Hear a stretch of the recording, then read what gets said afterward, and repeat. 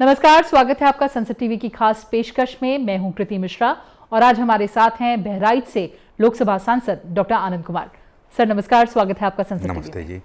Sir सबसे पहले बात करते हैं आपकी राजनीतिक पारी की। कैसे शुरुआत हुई, कहां से आपने सोचा कि आगे राजनीति और खासकर जो हम कहते हैं कि पार्लियामेंट्री पारी या इलेक्टोरल पारी, कहां से शुरुआत हुई आपकी? देखिए, मैं तो भारतीय जनता पार्टी के कार्यकर्ता के रूप में काम कर रहा था और लगातार मैं जिला संगठन में जिला मंत्री, जिला उपाध्यक्ष, जिला महामंत्री के रूप में मैंने संगठन में काम किया। जो संगठन का निर्देश था, जो योजनाएं होती थी, जो अभियान आते थे, उनको पूरी तरीके से मैं अच्छी तरीके से पूरा कराता था। अब चूंकि हमारे पिताजी शुरू से राजनीति में थे, पहले भारतीय जनसंघ में, फिर जनता पार्टी, फिर भारतीय जनता पार्टी में उन्होंने शुरू से काम किया। इस नाते बचपन से हमने देखा राजनीति को कि किस तरीके से नज़दीक से राजनीति में लोगों की सेवा करने का जो भाव था, उसको मैंने महसूस किया। मेरी जब अध्ययन पूरा हुआ तो उसके बाद में मैं भी पिताजी के साथ में रहने लगा। और चूँकि शुरू से हमारा पारिवारिक पृष्ठभूमि जो है राजनीति में भारतीय जनता पार्टी से जुड़ा हुआ था, इस नाते भारतीय जनता पार्टी में ही मैंने कार्यकर्ता के रूप में काम करना शुरू किया। तो जैसा मैंने अभी पहले बताया कि लगातार जो है मैंने पदाधिकारी के रूप में भारतीय जनता पार्टी में काम किया। इसके अलावा मैं समाज सेवा के क्षेत्र में भी जुड़ा रहा। अपने हमारे बहराइच के जो वरिष्ठ लोग थे, समाज सेवी थे, उन लोगों के प्रेरणा से भारत विकास परिषद में मैंने अभी तक काम कर रहा हूँ। लायंस क्लब में मैं लगातार सेवा के क्षेत्र में काम करता रहा। हमारी खुद की जो एक समाज सेवी संस्था है, भगवान दास सेवा संस्थान, उसके माध्यम से जो हमारे रिमोट एरियाज हैं, दूर दराज के क्षेत्र हैं, उनमें भी सेवा के कई सारे जो है कार्य किए गए। इसके अलावा जिला पंचायत सदस्य का भी चुनाव मैंने लड़ा। एक बार हमारी पत्नी लड़ी, उसमें सहयोग में रहा। एक बार मैं स्वयं जिला पंचायत का सदस्य रहा। 2018 में उत्तर प्रदेश राज्य निर्माण सहकारी संघ लिमिटेड में मैं निदेशक नियुक्त हुआ और 5 साल तक मैंने उसमें अपनी सेवाएं दी। हमारे पिताजी भारतीय जनता पार्टी से 5 बार विधायक रहे। एक बार भाजपा और बसपा जो गठबंधन की सरकार थी उसमें वो मंत्री भी रहे। 2009 में उन्होंने लोकसभा का चुनाव लड़ा था। 2014 में अवसर नहीं मिला। इसके बाद 2014 में चूँकि उस समय जब विधायक थी सावित्री बाई फुले जी, उनको लोकसभा का टिकट मिला था, तो उनके सांसद चुने जाने पर वो सीट खाली हुई थी। तो उपचुनाव में पार्टी ने फिर से पिताजी को मौका दिया। लेकिन उसके बाद फिर जब 2017 का जब चुनाव हुआ, आम चुनाव हुआ, तो उसमें भारी बहुमत के साथ में भारतीय जनता पार्टी न सिर्फ उस विधानसभा सीट को जीती, बल्कि पूरे प्रदेश में 325 सीट जीत करके सरकार बनाने में सफल रही। तो इस तरीके से पिताजी के साथ में लगा रहा। लगातार विधानसभा चुनाव में भी उनके सहयोग में लगा रहा। इसके बाद जब पार्टी ने जिम्मेदारी दी तो मैं स्वयं विधानसभा प्रभारी के रूप में और भी लोगों को जिसको पार्टी ने टिकट दिया उनको चुनाव लड़ाने का काम किया। नगर पंचायत का चुनाव हो या फिर जिला पंचायत का चुनाव हो, उसमें भी पार्टी पदाधिकारी के रूप में, प्रभारी के रूप में मैंने उन लोगों को चुनाव लड़ाने का काम किया। तो इस नाते जितने भी, चाहे पंचायत चुनाव हो, चाहे नगर पंचायत के चुनाव हो, विधानसभा चुनाव हो, लोकसभा चुनाव हो, सभी में मैंने काम किया। और काम करते करते इसी का यह परिणाम रहा कि जब 2017 में भारतीय जनता पार्टी के प्रदेश में सरकार बनी और उस समय की जो हमारी मौजूदा सांसद थी, उनके क्रियाकलाप ठीक न होने की वजह से क्षेत्र के लोगों ने हमारे ऊपर दबाव डाला और कहा कि अब लोकसभा चुनाव के लिए आपको तैयारी करनी है। तब जाके फिर मैंने चुनाव में टिकट के लिए मैंने प्रयास करना शुरू किया। और इसके नाते अपने सभी वरिष्ठ नेतृत्व से मिलना जुलना होता था, सब लोगों से बात होती थी। लेकिन उस समय पार्टी की नियम था कि एक परिवार में एक ही टिकट देंगे।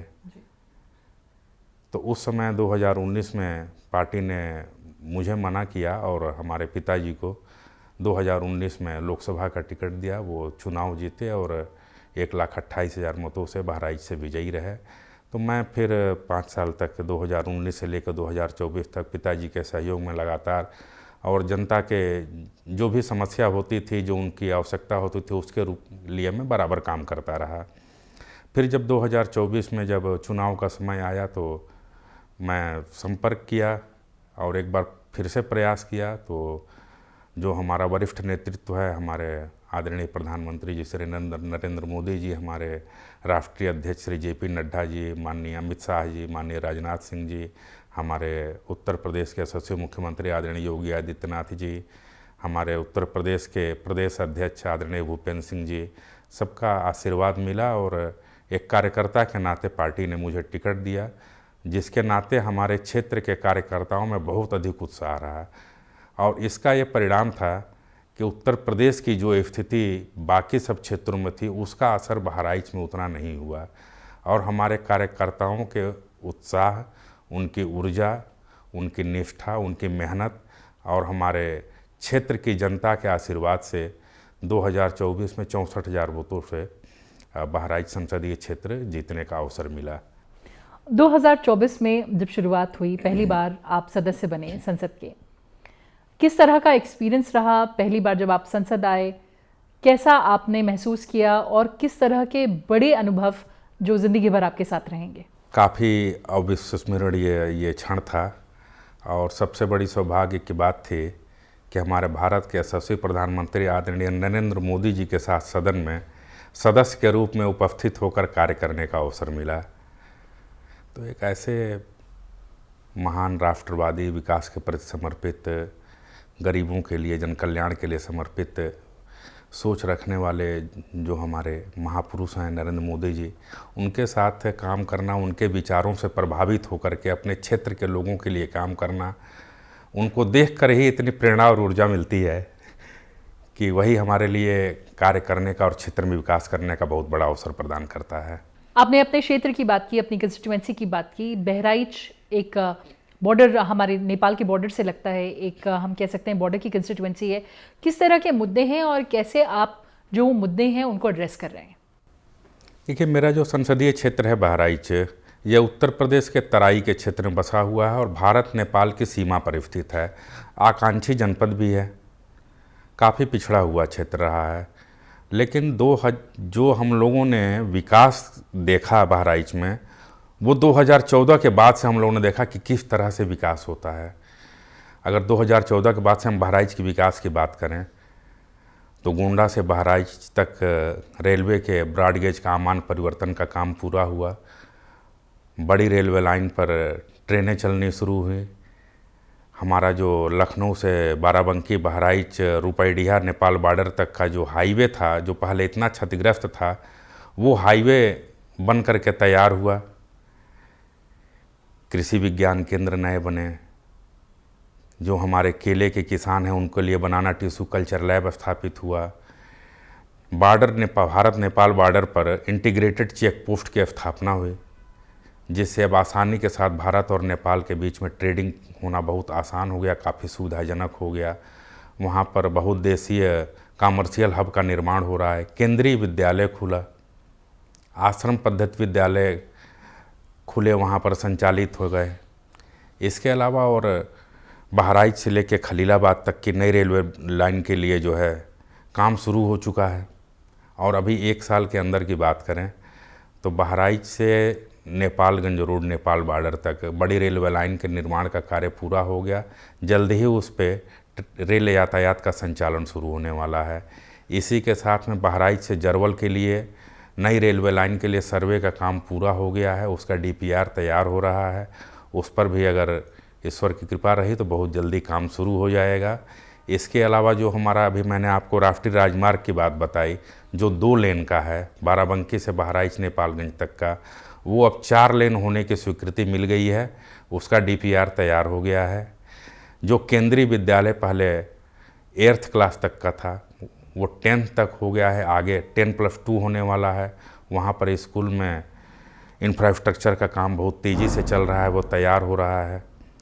इसके अलावा बहराइच से जो मैंने बताया खलीलाबाद के लिए रेलवे लाइन का काम बहुत तेज़ी के साथ में चल रहा है।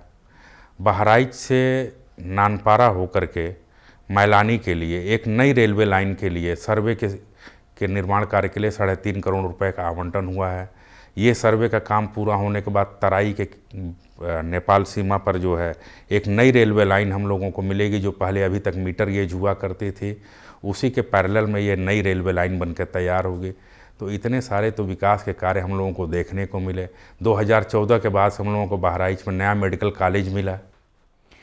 बहराइच की और जनता के कौन से मुद्दे हैं जो आपने अभी पार्लियामेंट में उठाए? हमारे यहाँ जो क्षेत्रवासियों की मांग है, जो समस्या है, उनकी जो अपेक्षा है, वो रेलवे को लेकर के थी। क्योंकि रेलवे की कनेक्टिविटी हो जाने से निश्चित रूप से लोगों का आवागमन तो सुगम होता ही है, व्यापार को भी काफ़ी गति मिलती है। बिल्कुल। तो इसको लेकर के हमने माननीय रेल मंत्री जी से लगातार आग्रह किया और उसके परिणाम स्वरूप माननीय रेल मंत्री जी के आशीर्वाद से कुछ प्रोजेक्ट्स हमारे बहराइच को, जो मैंने आपको बताया कि सर्वे कार्य के लिए अनुमति मिली, ये सारे कार्य हो रहे हैं। माननीय नितिन गडकरी जी से आग्रह करके 2 लेन के राष्ट्रीय राजमार्ग को 4 लेन के लिए स्वीकृत करने का उन्होंने आशीर्वाद दिया। और जो जनता की अपेक्षा होती है, जो उनकी आवश्यकता है, मैं सिर्फ उसको अपने वरिष्ठ नेतृत्व तक, माननीय प्रधानमंत्री जी तक, माननीय मुख्यमंत्री जी तक पहुंचाने का काम करता हूं। कार्य तो सब माननीय मोदी जी के आशीर्वाद से और उनके नेतृत्व में भारत के सभी क्षेत्रों में हो रहा है, भारत के सभी वर्गों के लिए हो रहा है। कोई ऐसा वर्ग अछूता नहीं है जिसके लिए माननीय मोदी जी के कोई जन कल्याणकारी योजना न हो। बिल्कुल। मैं आपकी और पार्लियामेंट्री एक्सपीरियंसेस के बारे में बात करना चाहती हूँ। कमेटी जैसा कि साइंस एंड टेक्नोलॉजी, जो department related parliamentary standing committee है, उसमें कितना योगदान रहता है आपका? कि हमारे संसद की जो अस्थायी समिति है, उसमें पर्यावरण, वन, जलवायु परिवर्तन, विज्ञान एवं प्रौद्योगिकी की अस्थायी समिति में मुझे अवसर प्रदान किया गया है। तो इसमें जब इनसे संबंधित करीब 7 विभाग हैं जिनमें हम लोगों को चर्चा करने के लिए बैठने का अवसर मिलता है।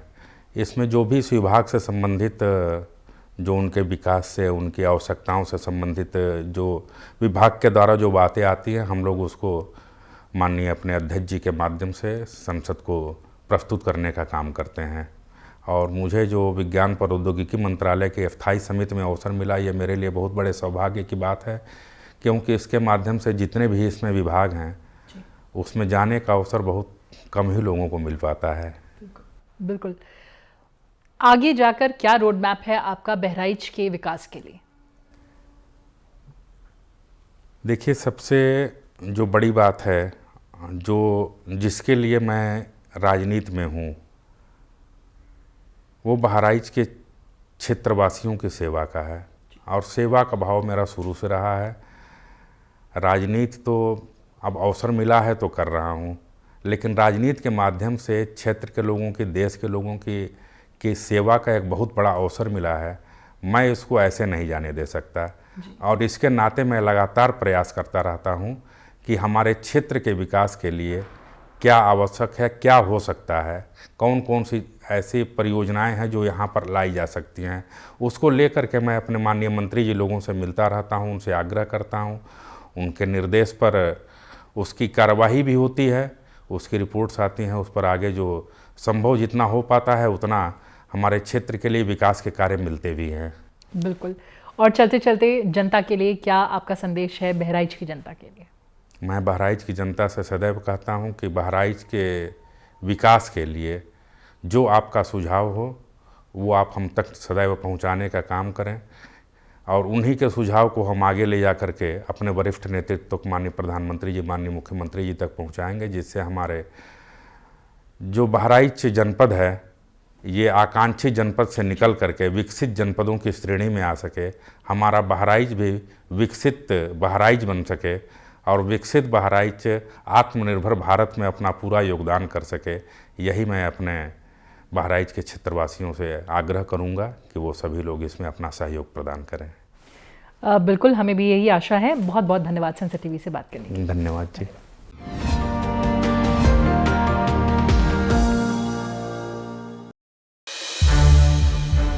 संसद टीवी के और भी प्रोग्राम्स देखने के लिए सब्सक्राइब करें हमारा YouTube चैनल और हाँ, इन्हें लाइक और शेयर करना ना भूलें।